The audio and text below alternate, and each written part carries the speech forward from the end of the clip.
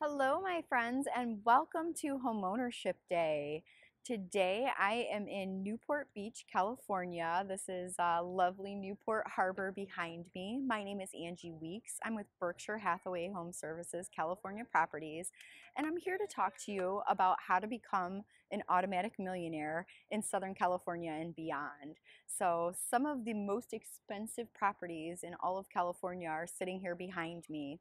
And one of the things that I notice when I'm talking with people that are selling their properties here is that they didn't buy them recently.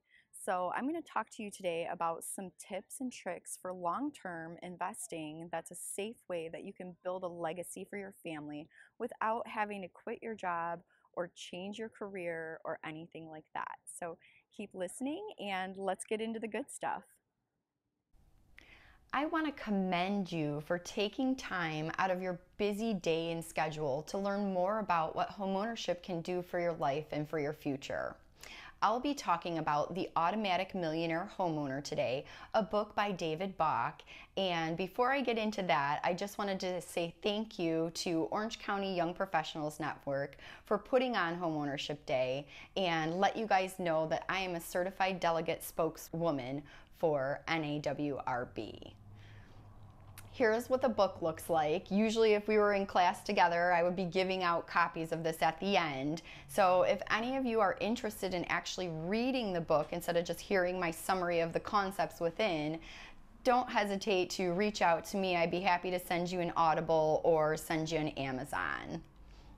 One of the things that's the most important points in the book, and it's just so simple and easy, I like to highlight it right out the gates, is nothing you will ever do in your lifetime is likely to make you as much money as buying a home and simply living in it. So that's what we'll be talking about today. You already have a roof over your head, hopefully, and let's make sure that that's something that you own in the end, and hopefully lots of roofs. I like to start out with a survey, so feel free to comment or send me a message or a tweet or Instagram and let me know, what are you up to right now? Are you renting? Do you have your own home, your own first condo? Or do you already own more than one property?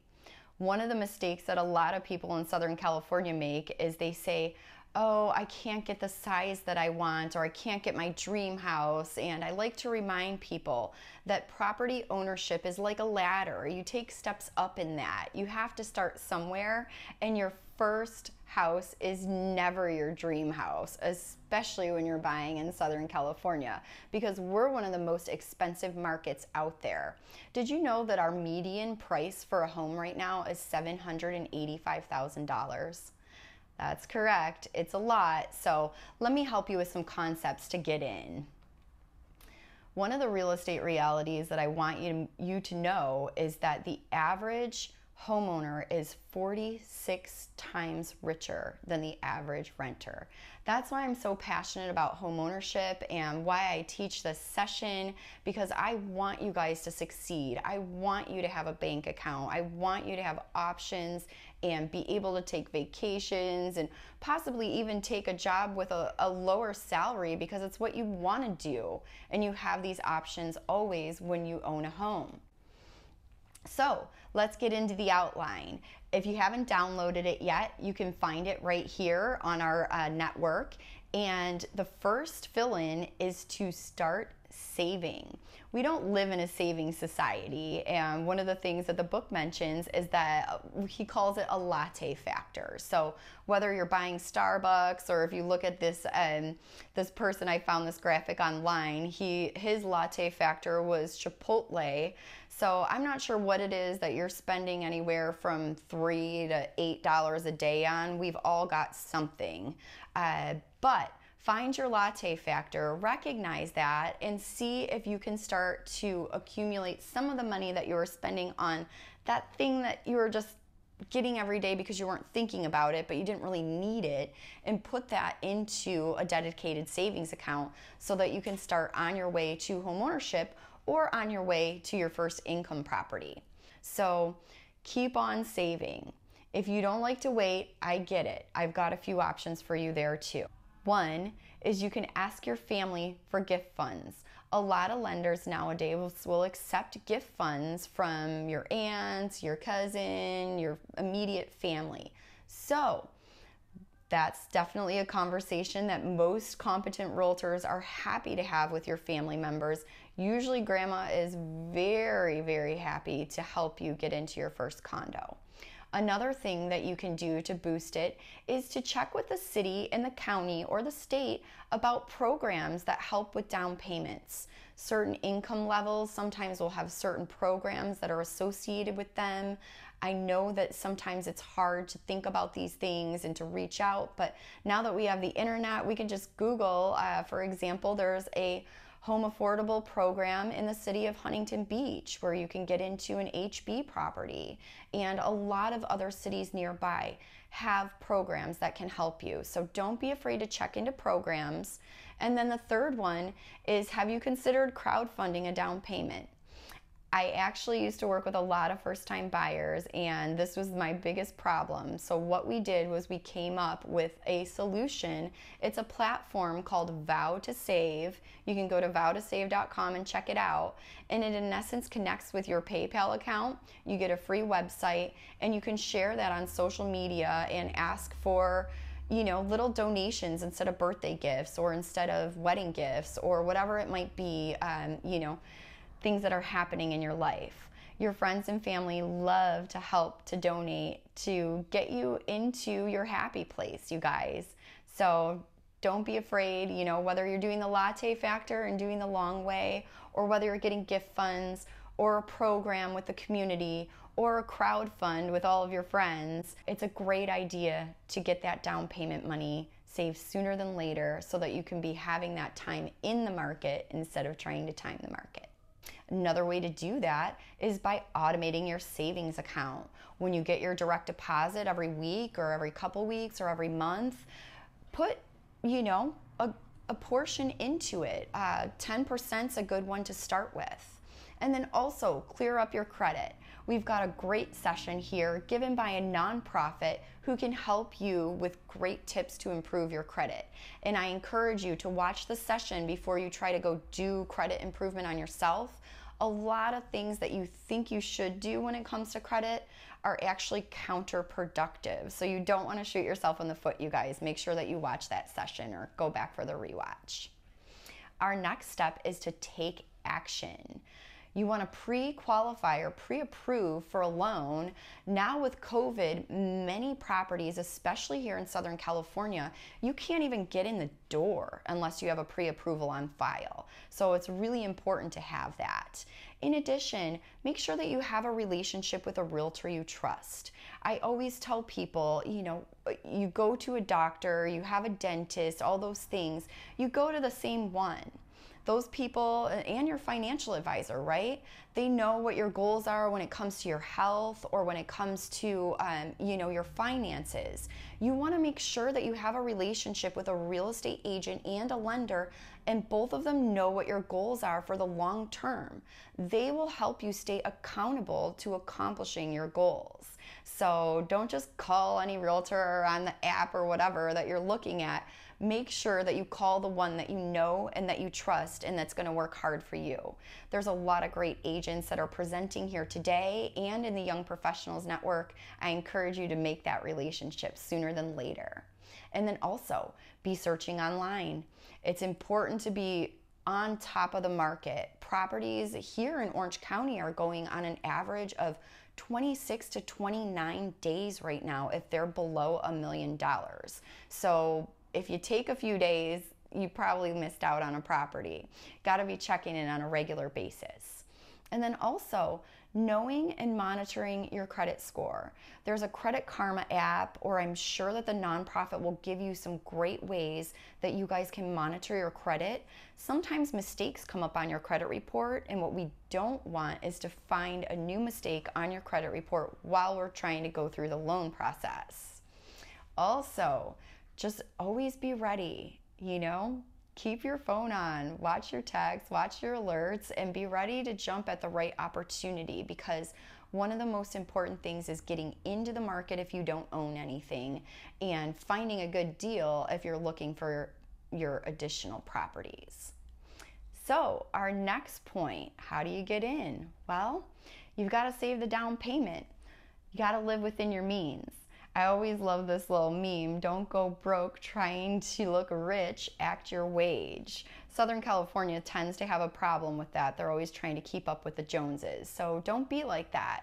I encourage you to aim to live off of 80% of your income. I personally give my first 10% to tithing and my second 10% to savings.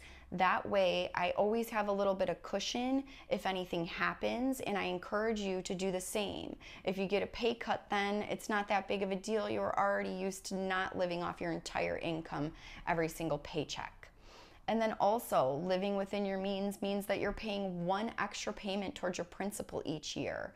Did you know that if you pay an extra payment towards your principal every single year, that you can usually pay off a 30-year loan in just 22 to 23 years?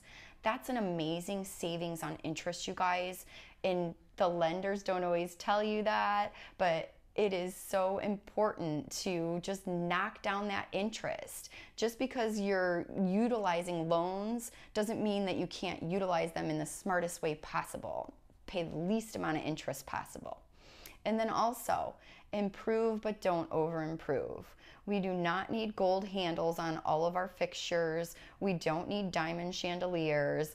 Just live within your means humbly, and that's what's going to help you get started onto the right foot for a long-term portfolio. Also, our next point is stay strategic. Watch that real estate market, stay in touch with your real estate agent about rental rates, and the most important thing is, like, if you get nothing else from this presentation, I want to make sure that you understand this point, because it's not what society teaches you. Society teaches you when you buy a condo for $100,000 and then it appreciates to $200,000 that you sell that condo and then you buy a $250,000 detached property. What the book teaches, and what is so very smart, is that when you can break even on your first place, meaning when you can rent that out for the amount that is your PITIA, principal, interest, taxes, insurance, and association, then you basically make a lateral move. And what's a lateral move? It's basically buying a like type property or buying in that similar price range, instead of saying, oh, but I could qualify for this, amount that's to the moon. You're buying another property that's less than that, another one that you can afford to live in. And the beauty about that is you basically put someone else in that first property, a tenant. Could be after 2 years, could be after 5 years, could be after 10 years, whenever it works for you. But that person, that tenant, in essence, pays off the rest of your mortgage for you. So for you guys that are tenants, how much of your landlord's mortgage have you paid off? Can we change that? Let's do that. All right, so more notes on lateral leverage is you want to make sure that you are just taking mental notes about what you do and don't like about your property right now. Like, maybe you don't like the power lines, maybe you don't like the fact that it doesn't get good sunlight in the evening, or maybe there's shade on the pool or something like that. Make those little notes and make sure that when you make the lateral move that you pick a property that's even better suited for you, because you're smarter now. It's, once you live in a property, you learn certain things that you just would never know. And then when you're buying your second property, we always want to try to purchase in down markets, because then it's going to feel like an upgrade. Ultimately, though, I want to make sure you guys understand to buy when you can, when it works for you, especially if you're renting right now. Do not try to time the market. It is not about timing the market. It is about time in the market. So very important to remember. So very important, you guys. Okay, and don't forget to pay that one extra mortgage payment per year per property to increase the equity. We've got a property. I'm originally from Michigan, if you haven't caught the accent yet, but my cousin, my sister, and I have a property in Michigan. Our grandparents built it, and we are paying one extra mortgage payment a year. The way that we're doing that is by paying a couple extra $100 a month, and we just add that onto the mortgage payment, and it goes to principal. So however you decide to do it, just try to do it, and the amount that your equity increases when you're paying down that interest early, it's just a really beautiful thing, you guys. I encourage you to try it. Okay, so our next point is automating everything, because once you have multiple properties and you're trying to do all this, like, it can become a lot. It's, you don't want to sit there and just worry about invoices and bill pay and all that stuff all day, right? We want to have a better life, not a more hectic, burdensome life. So what the book teaches is that you automate everything. Like we talked about, automate your savings, automate your mortgage payments. That's so easy. You can do it on any online bill pay, even through your mortgage lender. Automate that yearly payment. You can do it in the way of paying a few $100 extra a month. Or another way that I recommend is when you get your taxes back every year, usually you're getting a lot of taxes back because you own that home. So pay it back into the home towards the interest in your one payment then when you get your tax return. It's another way to do it. And then also automate the house hunt. Doesn't matter what app you're using, just matters that it's accurate. So a lot of times your real estate agent can provide you with one, but there's a lot of other ones out there. Again, doesn't matter which one, just something that you're using. And then also automating your tenants. So there's a site called rentspree.com where you can get applications, run credit reports, all that kind of stuff, even background criminal checks, you guys. And that's a wonderful website to use. That's rentspree.com. And then when you have the tenant secured, I like to use cozy.co. There's no M in there. It's just .co. And that helps me to keep a log of the tenant payments and know when they're coming in and when they're processing. Cozy doesn't charge us any fees. It takes a little bit longer to get into your account though, so that's how they get it. All right, you guys, are you ready to take your next steps? Let me give you a couple. Not sure where you're at in the process, but you might be joining our Automatic Millionaires Facebook group and just kind of learning from some people in the forum there. You might be fixing your latte factor, right? Or maybe you're automating your payments. You're already into a mortgage and you didn't realize that that could be something that you could do. Or maybe it's time to check and track those finances to think about the second property.